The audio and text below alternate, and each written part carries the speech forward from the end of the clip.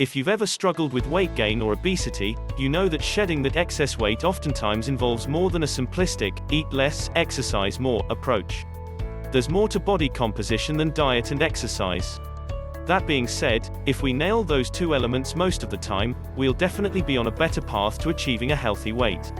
Rarely is there one sole reason why we gain weight in the first place.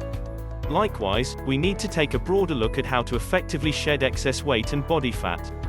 Often, there are countless lifestyle and environmental factors at play that will determine how our genes express themselves. This is the science of epigenetics. In the years we've been working with patients on healthy, sustainable weight loss programs, several common and predictable factors come into play when someone either is not losing their excess weight, or they've reached a plateau. 1. Too much toxicity. This can be from food, stress, drugs, medication, the environment, movement patterns, a number of sources. Chronic toxicity makes us fat. The toxins are harbored in fat cells as a protective mechanism. Until you address toxicity, you will not achieve your optimal body composition or level of health. Chronic toxicity and chronic inflammation cause congestion in our cells. We cannot get toxins out of the cells effectively, and we cannot get proper nutrients.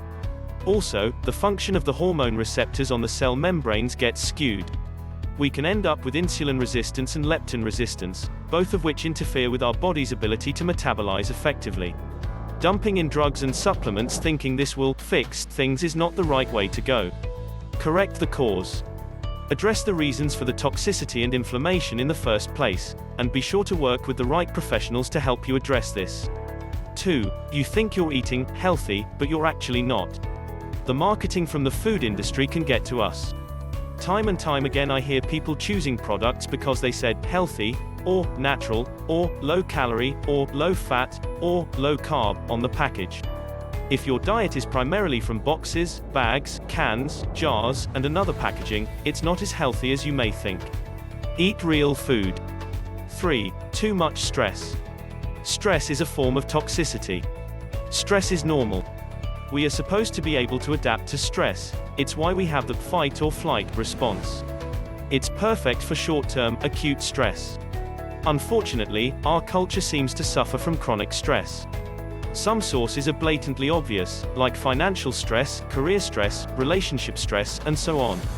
Others may hide beneath the surface a bit, like sleep deprivation, medication, stress from our toxic diets, excessive screen time, sedentary living, too much time in an urban setting, traffic, excessive sitting, injury, and poor posture, and on and on. The brain does not care what the source of stress is. It dumps out stress hormones, like cortisol and insulin, all the same. These promote fat storage and muscle breakdown and increase the risk factors for every chronic illness known. Get control of your stress, eliminate the sources of chronic stress that you're able to. Find healthy outlets for the rest of it, like exercise, meditation, breathing exercises, and most definitely get outside and get with nature. 4. Drugs. Whether you're taking prescribed drugs or you're self-medicating with over-the-counter concoctions, you need to keep the cumulative effect of these drugs in mind. Drugs alter physiology, they can certainly add to the toxic load, but they may also have the direct effect of adding to our body weight, too. Some are obvious, like steroids that make you want to devour everything in sight, while others can be more insidious. Chronic drug use takes a toll. Buyer beware. 5. It's a carb thing. I do not like to say low carb or no carb is best, because vegetables are carbs too. But I think most folks get what I mean with carbs. I'm talking about the starchy carbs and foods, drinks that convert to sugar very quickly. Avoid excess bread, pasta, crackers, baked goods, cereal, and anything with flour as an ingredient. Avoid processed foods since these can be loaded with hidden sugar. Take it easy on your consumption of fruit, more is not better. The same is true of legumes. Once you've found your groove with less carb intake, cravings tend to subside and insulin gets back in check. 6. Overeating. Even if you're eating certainly fewer sugary, starchy carbs, you still may need to consider how many calories you're taking in or have a few more stubborn pounds to go. Remember how much more easily the pounds came off when you first started, and we're really overweight. The same strategies do not always work as you're approaching your optimal body composition. They often can, especially if you're really keeping it clean. But for others, you've got to up your game. eating without regard to caloric content may not work for those last few pounds. Just because you're loading on grass-fed beef and free-range eggs do not mean you should do so recklessly. Now, do not go switching to low-calorie and diet garbage, either. Keep it real. Just rein it in. 7. Not eating enough. We see this all the time. A chronic deficiency of calories that falls short of the body's expenditure of calories will wreak havoc on your body's metabolism. Certainly, decreasing calories will help you shed pounds. But we cannot just keep decreasing calories with no end in sight. The innate intelligence of the body will read this reduced caloric input as a reason to decrease its energy production, decrease its metabolism, and hang on to any excess fat in case the next meal is not coming soon, or is short on calories again. You tend to store fat rather than burn it. It's why a chronic diet can backfire. Instead of chronically underfueling your body by excessively limiting calories, you can try cycling your caloric intake, where you eat more one day and less the next. I'm not suggesting you supersize it at the drive-thru on those eat more days. Keep it clean. Sometimes, throwing in some higher calorie days is enough to jumpstart your metabolism. 8. Consuming too much dairy. While the quality and source of dairy can be an issue, since conventional dairy is flat out toxic and disgusting, for others, it's simply the inherent properties of dairy that can be more of an issue. Dairy tends to be inflammatory in nature, as well as a trigger for increasing blood sugar more readily than other foods. If you're stuck with your fat loss efforts, at the very least, upgrade to cultured dairy or raw and unpasteurized dairy, or just cut it out altogether. 9a. Eating bad fats. If you're consuming trans fat, hydrogenated or partially hydrogenated fats, polyunsaturated vegetable oils, and the like, it's going to be tough to shed your excess fat. You need fat, no doubt about it. You do not need toxic fat that your body does not know what to do with. Here, the excess fat storage and growing fat cells as your body harbor the toxicity. Clean it up with real fats like grass-fed butter, pure coconut oil, and extra virgin olive oil, to name a few. 9b. Eating out in restaurants too often. You just cannot control the quality of your food or the methods in which it was prepared, even if you're trying to be good, by ordering just meat and veggies. The fats and cooking oils are a big problem here, as well as overconsumption with portion sizes that are too big. 10. Cheating and not being honest about it. If you've too often adopted the mentality of a little bit here, a little bit there, or all good things in moderation, you might be in trouble. If you're still taking in too many tasty toxins, you're just sabotaging your efforts. Every choice does add up. Every calorie does, too. Sorry to be the bearer of bad news. I'm all about enjoying life and keeping it real. We just do not get to complain about those last few pounds on the flip side then. 11. Too much reactive or mindless eating. More often, make eating an intentional process. For so many, we eat when we're stressed, or tired, or depressed, or angry, or lonely, or bored, or watching TV, or angry, or when somebody places food anywhere near us. For starters, be more aware of your eating habits. Then, be responsible for your body. Sit down to eat a meal. Enjoy the company of others. Chew your food properly. Breathe. 12. Consuming too many pleasure foods. You heard that nuts, dark chocolate, and raw local honey are nutritionally acceptable, so you eat them without abandon. Look out. These foods are high in calorie content, even though they do have nutritional merit. If you're not losing weight, cool it with your intake of these foods. 13. Overlooking the non-core foods. We tend to think about the big players in a meal, like the meat, veggies, grains, and so on, but tend to forget about the cumulative effects of beverages, snack foods, condiments, and all the extras. In the case of beverages, consider the toxic and blood sugar effects of alcohol, pop, coffee, energy drinks, sports drinks, juice and juice drinks. These are not beneficial to your weight loss efforts. Water is. Being dehydrated is another reason your weight loss may stall, by the way. Dips, dressings, sauces, condiments, and spreads tend to be loaded with sugar derivatives, toxic fats, and artificial ingredients. The same is true of most of what we call snack foods, chips, crackers, pretzels, etc. To say these all add up would be an incredible understatement.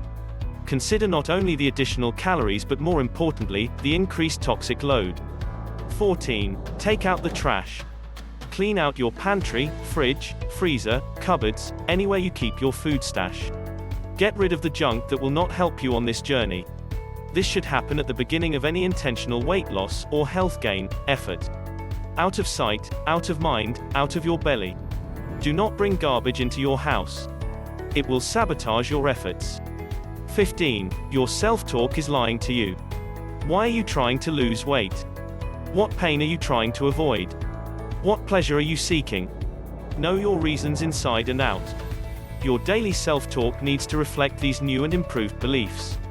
The more you say accurate and empowering things to yourself, the easier it will become to consistently take the right actions and make the right choices, because these better choices will be aligned with your beliefs about why you're doing this. If your self-talk tells you that one little dough will not hurt, it's lying to you. You've forgotten your reasons and your beliefs. Be accurate with yourself. 16. Your eating schedule is all over the place. A number of studies indicate that having a fairly predictable eating schedule can positively affect our metabolism and fat loss efforts overall. Waiting too long between fueling sessions and eating far too late in the evening, especially if you're eating starchy carbs and sugar, can be seriously detrimental to your weight loss efforts. 17. Gut permeability and food sensitivity. You may have an issue with damage to your intestinal lining due to various lifestyle factors. This allows penetration of this critical barrier and a consequent inflammatory immune reaction, as food molecules that should never pass through are now allowed to do so.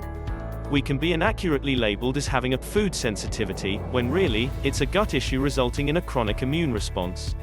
In addition to seriously affecting your long-term health, this can cause annoying little things like abdominal bloat. Until you repair the gut, sensitivity-type symptoms will continue to plague you. 18. Not enough movement and activity. Motion is life. We need to move. We know that lean muscle is our fat-burning furnace, and that we develop muscle through resistance training. However, do not overlook the incredible benefits of lower intensity, steady motion, around 55 to 75% of your maximum heart rate, too. While high-intensity interval exercise has serious fat-burning merit, this steady state has its own benefit as well. This should form the foundation of your movement for life. 19. Over-exercising. The three keys to effective exercise are diverse, occasional, intensity, and consistency. However, there is such a thing as too much exercise. What makes exercise so effective in the first place is that it's a stressor. It challenges our bodies and demands an upgrade as a result. However, too much and exercise becomes a chronic stressor. Remember what chronic stress causes. Chronic release of stress hormones, and chronic excess fat, chronic hormonal imbalance, and chronic loss of health. Balance is key. Chronic cardio. You can go too far with your steady-state, low-intensity activity. When you stay above 75% of your maximum heart rate for extended periods of time, you're burning glycogen. Your body in turn craves more sugar to replenish what you're burning through. You can predict where that may lead you. Occasionally, you will gain weight, lose muscle, release more cortisol, and sabotage all your efforts. I see this in the long-term marathoners and ultra-marathoners I've worked with. Again, think balance. Asterisk: if you start losing muscle, you will not lose excess fat as effectively. 20. Muscle mass. When you're incorporating resistance training in your exercise routine, you should not only be dropping weight from shedding fat, but you should also be adding lean muscle mass and improving your bone density. This is a very good thing. Do not get too hung up on what your bathroom scale says, because it might not explain this effect to you all that clearly. If you're a numbers person and simply must have objective data, get a body fat percentage test done, or just simply measure your waist every week or so. 21. No sprinting. Many people assume they're good to go as long as they're getting lots of cardio and some resistance training. If you're still trying to lose weight and fat, please do not overlook sprinting. Nothing will help you get leaner faster than sprinting. If you've never done them, or you're very overweight or out of shape, ease into them. Once you've gained your feet, add a short sprinting routine to your schedule once a week to jumpstart your weight loss efforts. Google it to get ideas of how to do an efficient routine that includes bursts of intensity followed by short recovery periods. Do not worry if your sprints are not breaking any speed records, just work at your maximum effort. 22. You're not getting enough sleep. Chronic sleep deprivation is a source of chronic toxicity. There are a few problems with this scenario. We know that toxicity causes the excessive production of stress hormones, like cortisol, that causes us to store fat. Another is that, when we're not sleeping well, we miss out on a freebie fat-burning hormone, growth hormone, that is supposed to be released as we're in a state of deep sleep. Finally, if you have to drag your weary buttocks out of bed in the morning without the proper sleep and restoration, you're probably wearing your grumpy pajama pants and are not in the best condition to make fabulous and healthy lifestyle choices right from the get-go. 23. Patience and consistency. Slow and steady wins this race. When you do right enough, long enough, the end results become more predictable. This is a lifestyle, not a shortcut or fad diet. It's the things you do consistently that will shape your results. Some people are going to drop weight almost instantly when they drop the carbs, sugar, grains, bad fats, toxic dairy, gluten, and so forth.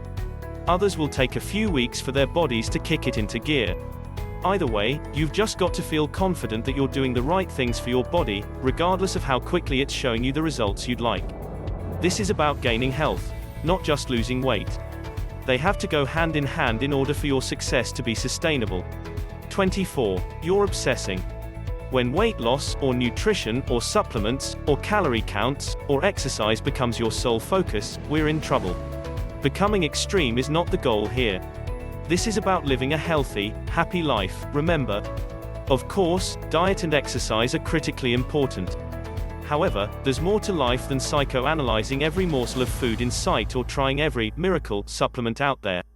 The stress of becoming extreme and obsessive will sabotage your efforts. Eat real food, move your body regularly, sometimes with intensity, enjoy people, and enjoy the process. 25. You're already there. Did you ever think that you're already at your body's healthy weight and composition? Maybe that's why you're not dropping any more pounds. So what if you do not look like the cover model on a fitness magazine? You might have reached optimum health and function for you. Our ideal goal here should be to achieve a state of optimal cell function, or homeostasis, where everything's working well together in a state of balance.